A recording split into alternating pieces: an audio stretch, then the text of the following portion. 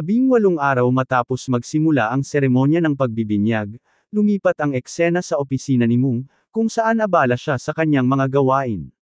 Isang pagkatok sa pinto ang pumukaw sa kanyang atensyon. Pumasok ang bisita at agad na humingi ng paumanhin sa paggambala. Napatingin si Mung at sinabi niyang, hindi mo na kailangang sabihin, kitang-kita sa mukha mo na masamang balita ang dala mo.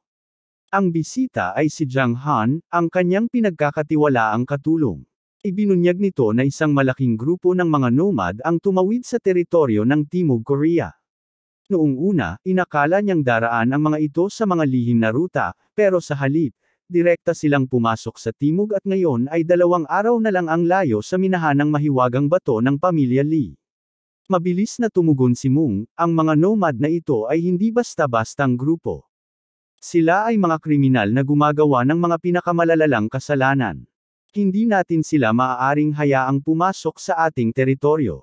Idinagdag naman ni Jiang Han na bagamat mukha silang karaniwang nomad, sigurado siyang may isang hindi kilalang puwersang nasa likod ng kanilang kilos. Dagdag pa niya, may natanggap silang impormasyon na nagsasabing si Iki ay nagpadala ng kanyang hukbo sa hilagang hangganan. Si Iki ang pinakamakapangyarihang pinuno sa Zhongwan, isang rehiyon na kanilang pinaghahatian ng pamilya Song. Palagi nilang ginagamit ang kanilang kalamangan upang salakayin ang teritoryo ng pamilya Lee. Napagtanto ni Mung na kumalat na ang balita tungkol sa pag-alis ng kanyang ama sa punong tahanan. Ngayon ang perpektong pagkakataon para sa kanilang mga kaaway na umatake. Agad niyang tinanong si Jiang Han kung alam na ito ng pangkatalinuhang dibisyon ng kanilang pamilya. Sagot ni Jiang Han, nakuha niya ang impormasyon bago pa man sila, dahil siya mismo ang inatasan ni Mung na bantayan ang sitwasyon.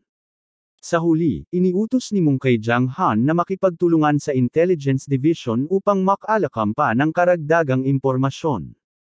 Pakiramdam niya ay may mas malalim pang nangyayari sa likod ng lahat ng ito. Ngunit umaasa siyang isa lang iyong haka-haka. Samantala, sa isang lihim na lugar sa isla, isang maningning na mahiwagang bilog ang biglang nagliwanag. Mula rito, lumabas ang isang figure na may mapanuyang ngiti. 2 araw ay sapat na para patayin ang isang anak sa labas, bulong nito. Sa kabilang banda, abala naman si Young sa isang matinding labanan laban sa isang dragon-blooded beast ng ika-7 antas na tinatawag na Draco. Sa isang iglap, pinakawalan ni Draco ang isang napakalaking alon ng apoy patungo kay Young, ngunit mabilis itong nakaiwas. Hindi siya nag-aksaya ng oras at agad na naglunsad ng isang malakas na kontra-atake gamit ang Demon Slayer technique. Sa isang bagsak, nagwakas ang buhay ni Draco. Habang nakatayo sa ibabaw ng bangkay ng halimaw, napaisip si Young sa labis na lakas ng mga dragon-blooded beast. Kung hinarap niya si Draco noong unang araw niyang dumating sa isla, siguradong patay na siya ngayon. Napagtanto rin niyang inabot siya ng 19 na araw bago makarating sa pugad ng dragon. Ngunit pakiramdam niya, wala nang saysay kung mananatili pa siya rito. Habang papalayo, isang dahilan ang biglang sumagi sa isip niya kung bakit siya napunta sa lugar na ito. Ngunit bago pa siya makapag-isip ng maayos, bigla siyang napayuko sa lupa nang makarinig ng ingay mula sa kakahuyan. Sa mahina ngunit matatag na tinig, ibinulong niya sa sarili, kumpirmado, narito na ang mga lizard men. Ngunit may isang bagay na bumabagabag sa kanya. Simula pa kahapon, may kakaibang pakiramdam na siyang hindi niya maipaliwanag. Ang mga lizard men ay dapat na nananatili sa labas ng isla, ngunit ngayon, nasa sentro na sila. Higit pa riyan, ang paraan ng kanilang pag-atake ay tila may estratehiya. Alam niyang hindi ito normal. Ang mga nilalang na ito ay kilala sa pagiging mababa ang talino at mahina sa labanan. Kaya, ano ang dahilan ng biglaang pagbabago sa kanilang kilos? Upang kumpirmahin ang kanyang hinala, sinadya niyang putulin ang ilang malalaking puno, lumikha ng malakas na tunog na umalangaw sa paligid. Agad na napansin ito ng mga lizard men, at sa isang iglap, nakita niyang nanginginig ang mga ito sa takot. At tulad ng kanyang inaasahan, nagsitakbuhan silang palayo. Isang misteryosong puwersa ang malinaw na nasa likod ng pagbabagong ito. At ngayon, kailangang malaman ni Young kung sino o ano ang tunay na may kagagawan nito. Umisi si Young, na sinasabing tama ang kanyang hinala, may kakaibang nangyayari. Walang pag-aalinlangan, sumugod siya at mabilis na pinuksa ang lahat ng kalaban, maliban sa isa. Sa halip na patayin ito, nagpasya siyang sundan ito upang malaman kung saan ito patungo. Samantala, lumipat ang eksena sa lalaking sabay na dumating sa isla kasama sina Yang at Lia, ang instructor na si Nishiyama. May bahagyang panunuya sa kanyang tinig ng bulungin niya, talagang kakaiba ang mga miyembro ng pamilya Lee.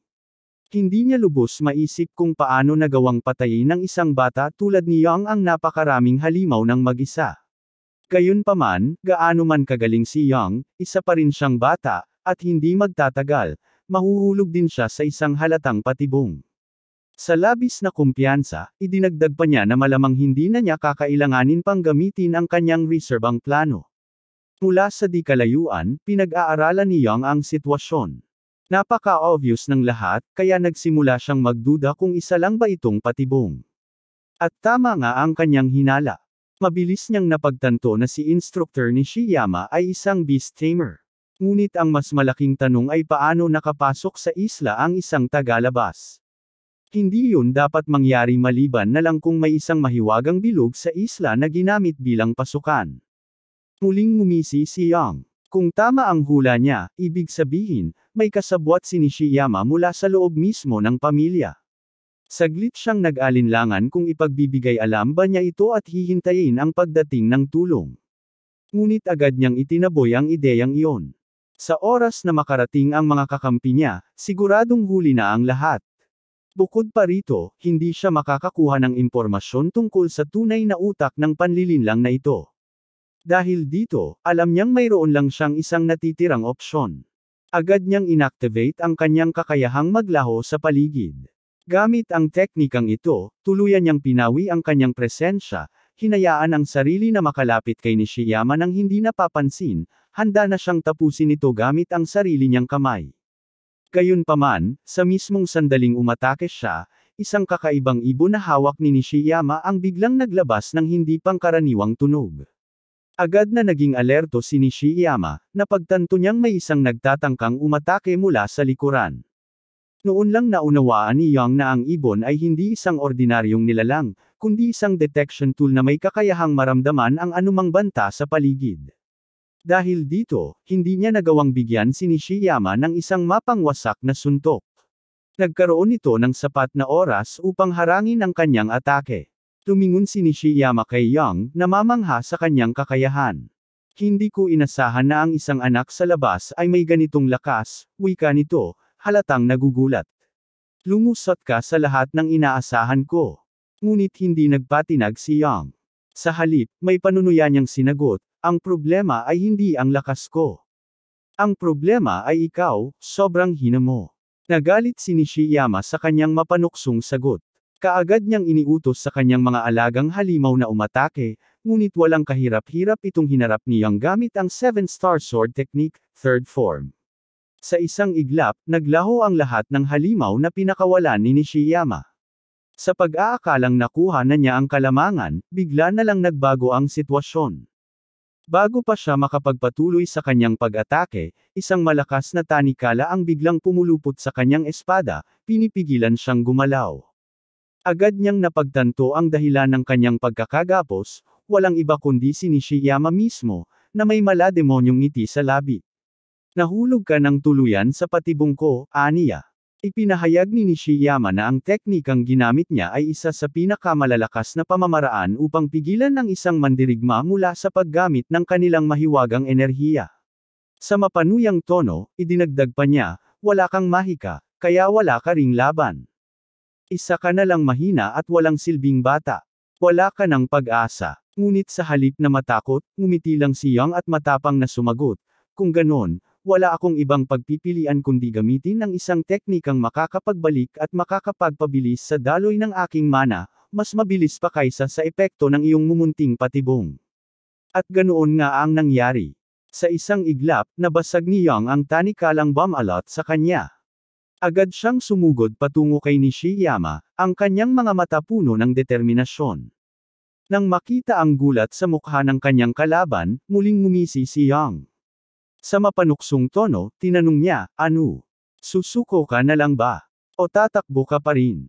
Hirap makasagot si Nishiyama, kita sa kanyang mukha ang pagkalito at takot. Sa nanginginig na tinig, bumunten siya ng tanong, paano mo nagawang makalaya mula sa harang ko? Sa malamig na tinig, tugon ni Yang na wala siyang dahilan para magpaliwanag, lalo pat na ibalita na sa kanilang angkan ang kanyang mga kilos. Sa puntong ito, ang anumang paglaban ay isang walang saysay na hakbang. Mas mabuti pang sumuko na lang si Nishiyama. Ngunit sa halip na sumunod, mapanuksong ngumiti si Nishiyama at sinabing wala siyang pakialam, ang tanging hangad niya ay mapatay si Yang at mabawi ang kanyang kalayaan. Naguluhan si Yang sa kanyang sinabi at tinanong kung ano ang ibig niyang ipakahulugan. Subalit bago pa siya makakilos, isang dambuhalang anino ang lumitaw sa kanyang likuran at isang matinding hampas ang tumama sa kanya. Napakalakas ng puwersang iyon na tumilapon si Yang sa isang matigas na puno, nagdulot ng malubhang pinsala sa kanyang katawan. Duguan at halos hindi makagalaw, pilit niyang iminulat ang kanyang mga mata. Ngunit sa kanyang pagkagising, isang nakapanghihilakbot na tanawin ang bumungad sa kanya. Sa kanyang harapan, nakatayo ang isang dambuhalang nilalang, ang Colossal Beast, ang pinuno ng Guokzong Province. Isa itong halimaw na nagmula sa kabundukan, isang ikatlong antas na nilalang na kabilang sa uri ng Nightmare class. Dahil sa kanyang likas na lakas, imposible para sa isang simpleng beast tamer na tulad ni Nishiyama na kontrolin ito ng buo. Nakangisi si Nishiyama habang nakatingin kay Yang. Ngayon naiintindihan mo na siguro, ani Nishiyama. Bagaman hindi pa ganap ang proseso ng pagdomestika, may isang utos itong susundin ng walang pag-aalinlangan, at iyon ay ang pumatay. Napagtanto ni Yang na nasa alanganin siyang sitwasyon. Kung patuloy siyang lalaban sa halimaw, tiyak na hindi siya magtatagal. Ngunit napansin niyang hindi pa lubos na kontrolado ni Nishiyama ang nilalang. Kung may paraan para makaligtas, ito ay sa pamamagitan ng pag-aalis sa taksil na beast tamer bago pa siya tuluyang maubusan ng lakas. Sa kabila ng matinding panganib, napilitan siyang gamitin ang huling natitirang pagpipilian, isang bagay na kailanman ay hindi niya inakalang darating ang araw na gagamitin niya. Mabilis niyang inilabas ang isang maliit na pill, isang ipinagbabawal na pampalakas na kilala sa napakalaking panganib na hatid nito, mas higit pa sa benepisyong na ibibigay nitong enerhiya. Walang alinlangan, nilunok niya ito. Sa isang iglap, isang rumaragasang lakas ang dam-aloy sa kanyang katawan. Ang kanyang mana ay biglang lumakas ng hindi inaasahan. Ngunit sa kanyang isipan, isang babala ang pumasok, ang isang lihim na teknik na minsang binanggit ng kanyang tiyahin, isang teknik na dapat lamang gamitin sa pinaka-nakakatakot at pinakamapanganib na sitwasyon. At ngayon, ito na ang oras na iyon. Pinag-ibayo niya ang kanyang daloy ng mana at mabilis na sumugod patungo sa Mountain Beast. Buong lakas niyang inatake ang halimaw, ngunit tila walang epekto sa makapal nitong balat. Gayunpaman, hindi siya sumuko. Muli siyang umatake, at sa pagkakataong ito, ramdam niyang papalapit na siya sa pagbagsak ng halimaw. Ngunit biglang naglabas ng nakabibinging Etengal ang halimaw, at kasabay nito, isang napakalakas na enerhiyang mahika ang kumawala mula rito. Napigilan nito ang anumang kilos ni Yang, ngunit sa kabutihang palad, ang kanyang madilim na enerhiya ay agad na tumugon sa puwersang ito, initulak siya palabas sa saklaw ng halimaw. Napagtanto niyang ito na ang pagkakataon upang baligtarin ang laban.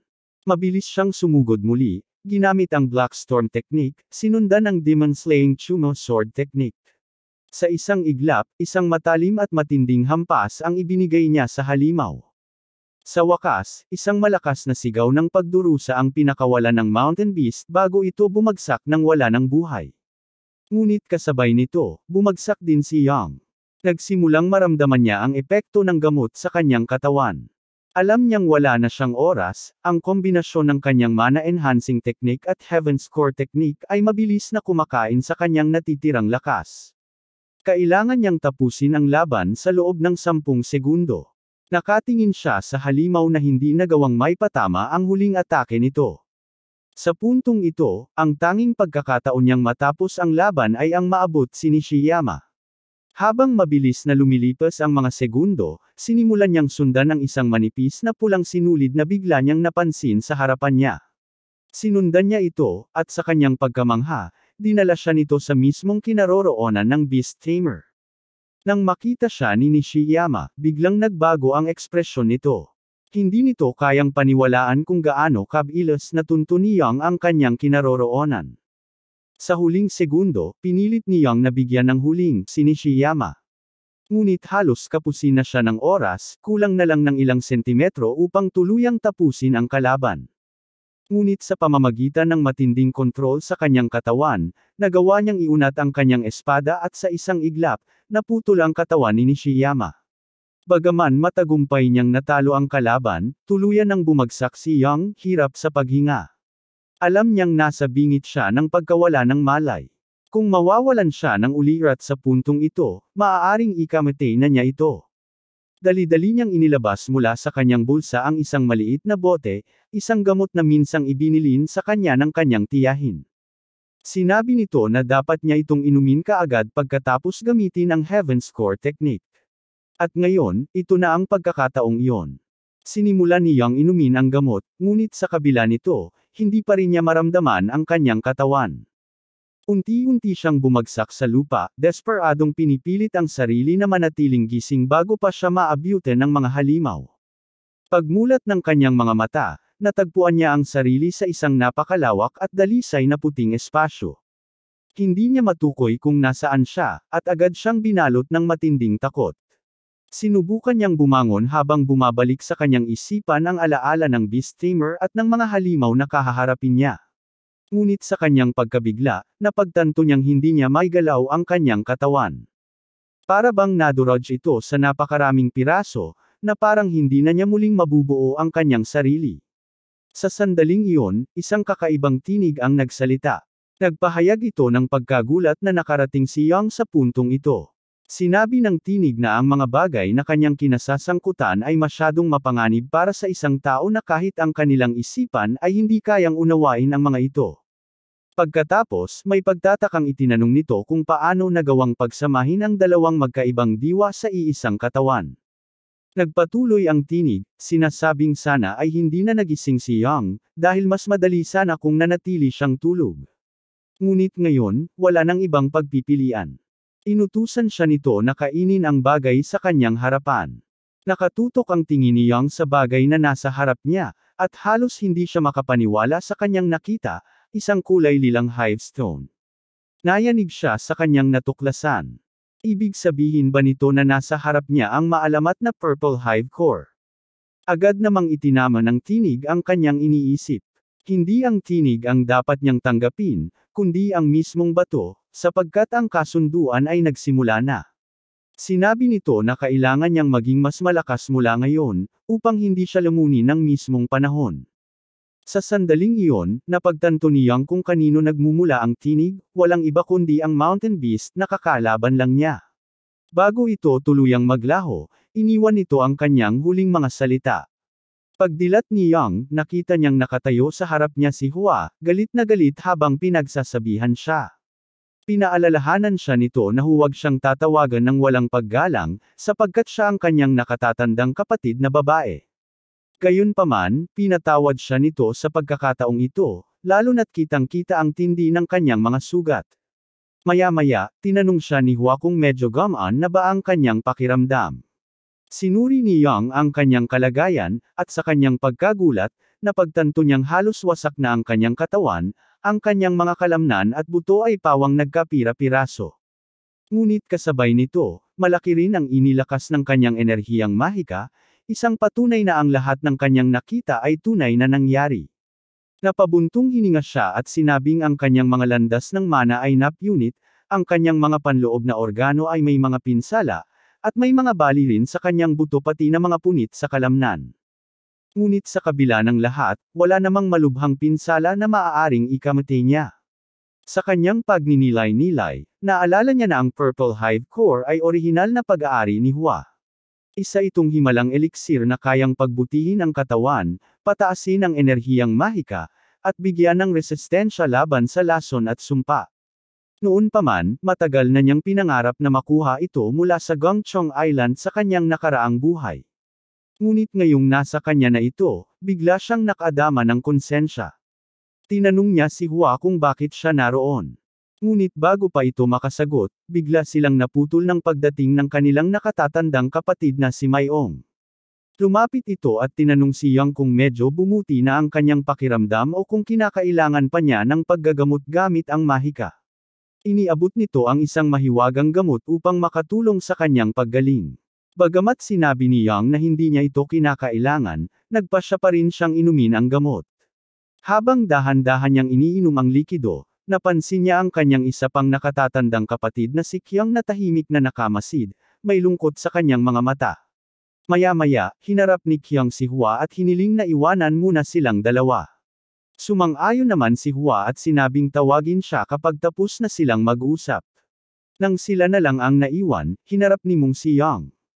Sa seryosong tinig, sinabi niya na kung may masamang nangyari kay Yang, wawasakin niya ang anumang grupo o organisasyong may kaugnayan sa Beast Tamer, kahit sino pa sila, kahit gaano pa sila kalakas. Nabigla si Yang sa narinig. Damang-dama niya ang bigat ng pagmamalasakit ng kanyang kuya. Napuno siya ng pasasalamat at taos-pusong ipinahayag ito. Ngunit sa kabila ng kanyang emosyon, nagpatuloy si Mung. Bilang miyembro ng Songmo clan, sinabi niyang si Yang ay isang huwaran sa hanay ng mga mandirigma. Ngunit bilang isang nakatatandang kapatid, hindi niya kayang tingnan ang nangyari sa positibong paraan. Ang ginawa mo ay hindi maituturing na matapang, wika ni Mung. Isa iyong lubhang walang ingat na desisyon. Tugon naman ni Yang, hindi niya kailanman inasahan ang paglitaw ng Mountain Beast. Kung alam niya lang, sana ay hinintay na lang niya sila. Napayuko siya, saka nagpakumbabang humingi ng paumanhin sa kanyang kawalang ingat. Sa huli, tinitigan siya ni Mung at marahang sinabi, Yang, kailangang matutunan mong paghiwalayin ang kumpiyansa sa kawalang ingat. Sa sandaling iyon, sinabi ni Yang na dahil siya na ang nakitungo sa Beast Tamer, dapat lang na bumalik na rin sa kanya ang pagmamayari ng impormasyong hawak nito. Sagot naman ni Mung, alam na niyang iyon ang sasabihin ni Yang. Pagkatapos, nagsimula siyang ipaliwanag ang mga detalye ng nangyari. Ibinunyag niya na si instructor ni Shiyama ay isang 5th-year mage mula sa Yin-Yang School ng Japan, ngunit itinapon ito mula sa paaralan dahil sa tangkang paggamit ng ipinagbabawal na mahika.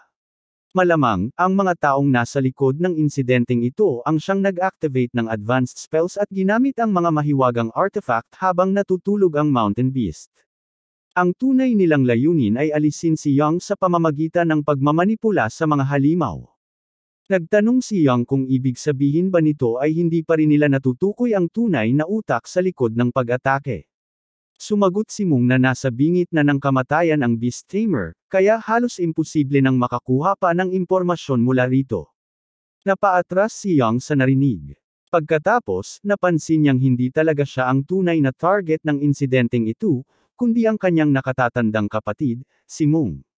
Nagtaas ng kilay si Mung at tinanong kung paano siya nakarating sa ganitong conclusion. Ipinaliwanag ni Yang na ang mga infiltrator ay nakapasok ng hindi nahahalata, at ang naging tugon ng kanilang kampo ay tila sinadyang patagalan. Ipinapahiwatig nito na ang tunay na layunin ay sirain ang reputasyon ni Mung. Tumango si Mung, kinumpirma niyang tama ang pagsusuri ni Yang. Pagkatapos, inutusan niya itong kumilos na parang wala siyang alam sa sitwasyon. Tinanong ni Yang kung may iba pa siyang kailangang malaman, ngunit sinigurado ni Mung na wala siyang dapat ipag-alala. Kaunting gasgas lang ang tinamo niya, pero hindi siya maaaring lumayo sa kanyang pwesto ng matagal dahil maaaring magdulot ito ng kaguluhan. Sa puntong ito, hinawakan ni Yang ang kamay ng kanyang kapatid at nag-alok ng isang kasunduan. Nagtaas ng kilay si Mung, interesado sa kung ano ang nilalaman nito. Ipinaliwanag ni Yang na sasabihin niya sa lahat na siya mismo ang nakatuklas ng pagpasok ng Beast Tamer at na nagbigay siya ng mga naunang utos sa kanyang kapatid. Ipapatibay niya ang ganitong bersyon ng kwento upang magmukhang siya ang nakatuklas ng isang bagay na hindi man lang napansin ng Intelligence Division ng kanilang pamilya. Sagot ni Mung, mas mainam kung sasabihin na lang nila ang totoo para sa kapakanan ni Yang. Ngunit nilinaw ni Yang na kung aaminin niyang kumilos siya ng mag-isa, lalo lang lalakas ang galit ng iba laban sa kanya. Magiging mas maingat din ang mga tao sa paligid niya, at walang sino man ang makikinabang mula rito. Nang marinig ito, naunawaan ni Mung ang logika ng plano ng kanyang kapatid. Napagtanto niyang ito ay isang patas na kasunduan para sa kanilang dalawa. Kaya tinanong niya kung ano ang kapalit na hinihiling ni Yang. Diretsyong sagot ni Yang, nais niyang makapasok sa Hall of Prominent Manuscripts sa loob ng 3 araw. Aniya, sapat na ang panahong iyon para sa kanya. Napangisi si Mung at tinawag siyang oportunista, ngunit sa huli, pumayag siya sa kasunduan. Nagkamayan silang dalawa, at ipinahayag ni Mung ang kanyang pagpapahalaga sa mungkahi ni Yang. Ngunit sagot lang ni Yang, walang dapat ipagpasalamat, isa lamang itong kasunduan. Sa puntong iyon, napansin ni Mung na wala siyang dodang may plano na si Yang para hawakan ang sitwasyon kahit wala siya. Pero bago pa nila maipagpatuloy ang pag-uusap, biglang nag-vibrate ang cellphone ni Mung. Sinulyapan niya ito at sinabing galing ang tawag mula sa Blue Sword Squad, isang tiyak na tawag ng paglikas. Bago siya umalis, inihagis niya kay Yang ang Mugen Dagger at sinabing itatago niya ang buong usapang ito. Wala siyang balak ipaalam kahit kanino. Napatawa si Yang. Tulad ng inaasahan ko, hinding-hindi ka talaga naging inosente, kuya. Pagkaalis ni Mung, dumating si Hu at tinanong si Yang kung maayos ba ang naging pagtatapos ng pag-uusap nilang magkapatid. Sumagot si Yang na naging maayos naman ang lahat. Tinanong siya ni Hua kung aling hall ang balak niyang piliin, sabay paalala na 3 linggo na ang lumipas at dapat nang bukas ang mga ito. Sa halip na direktang sumagot, sinabi ni Yang na siya muna ang dapat pumili bago niya ibigay ang sagot. Buong kumpiyansang sinabi ni Hua na papasok siya sa Hall of Shadows, ang pinakamahirap sa lahat. Pagkatapos, tinanong niya kung aling hall ang pipiliin ni Yang. Sagot nito, pupunta siya sa Hall of Struggle. Nagulat si Hua at nagtanong kung talagang may ganoong hall, at kung ito ba ay matatagpuan sa mga liblib na lugar. Kinumpirma ito ni Yang. Dahil dito, nadismaya si Hua. Inakala niyang nagkamali siya sa paghusga sa kanya. Wala na siyang nakikitang dahilan upang ipagpatuloy pa ang kanilang pag-uusap, lalo na't pinili ni Yang ang isang tila walang kwentang hall. Muling naisip ni Hua kung paano niya minsang itinuring si Yang bilang karibal, at marahil, mas mataas pa sa kanya. Ngunit ngayon, mukhang hindi na siya sulit na kalaban. Tahimik lang na pinanood ni Yang ang paglayo ni Hua, hindi man lang sinubukang itama ang maling akala nito. Sa pagsapit ng bukang liwayway, nagsimula ng maglakbay si Yang, pilit na inaalala ang eksaktong lokasyon ng kanyang pupuntahan. Ngunit kahit hindi siya sigurado, patuloy siyang naglakad ayon sa kanyang alaala. Sa dulo ng daang iyon, dapat niyang matagpuan ang isang nakatagong kuweba, ang lugar kung saan isasagawa ang ikalawang pagsubok ng naming ceremony. Sa unang tingin, mukhang isa lamang itong karaniwang pader ng bato. Pero alam niyang hindi ito ordinaryo. Hinugot ni Yang ang kanyang espada at buong lakas na pinukpok ang harang na bato, dahilan upang mabasag ito at lumantad ang isang napakalaking iron gate sa likod nito. Sa wakas, narating na niya ang kanyang patutunguhan, ang pasukan patungo sa Hall of Struggle.